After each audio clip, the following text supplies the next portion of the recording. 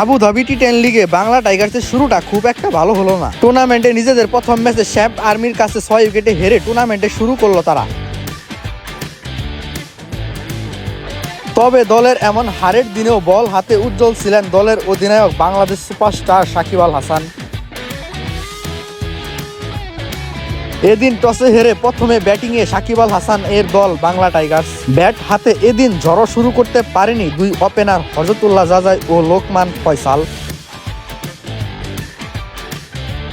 দলীয় 21 রানের মাথায় লোকমান ফয়সাল আউট হয়ে ফিরে গেলে উইকেটে আসেন শ্রীলঙ্কার অলরাউন্ডার দাসুন সানাকা।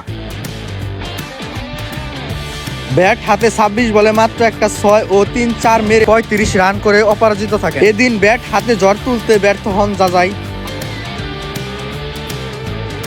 অপরদিকে জাজাই ব্যর্থ হলে ব্যাট হাতে ঝড়ো ব্যাটিং করেন দাসুন সানাকা। 6টি 6 ও 4টি 4-এর সাহায্যে 27 বলে 62 রানের নির্দোষী এক ইনিংস খেলেন এই লঙ্কান অলরাউন্ডার।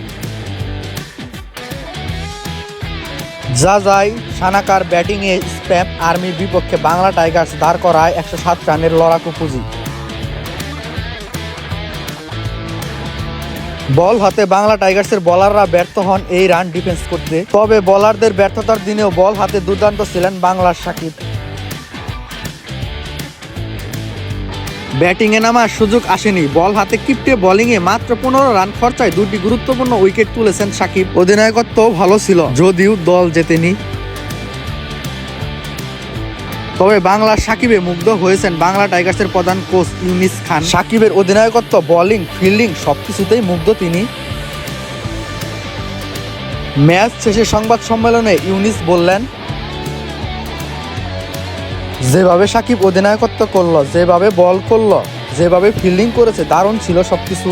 বেশ ভালো একটাই এফোর্ট দিয়েছে। আমার কাজ অনেক সহজ, কারণ এখানে সাকিব আছে। আমার অনেক বেশি কাজ করতে হচ্ছে না এখানে। যেভাবে খেলছে আমি আশা করব সে খেলাটা উপভোগ করবে, ম্যাচ জেতা শুরু করলে আরো উপভোগ করবে বলে আশা করছি। বাংলা টাইগার্সের পরবর্তী ম্যাচ আগামীকাল 23 নভেম্বর বিকাল 5:30 নিউ ইয়র্ক টাইগার্সের বিপক্ষে। প্রথম ম্যাচে ব্যর্থ সাকিব রশিদরা পরের ম্যাচে ঘুরে দাঁড়িয়ে জয়ের ধারায় ফিরতে পারবে তো? আরাফাত ইসলাম, রিয়াদ, স্পোর্ট ইনসাইডার্স।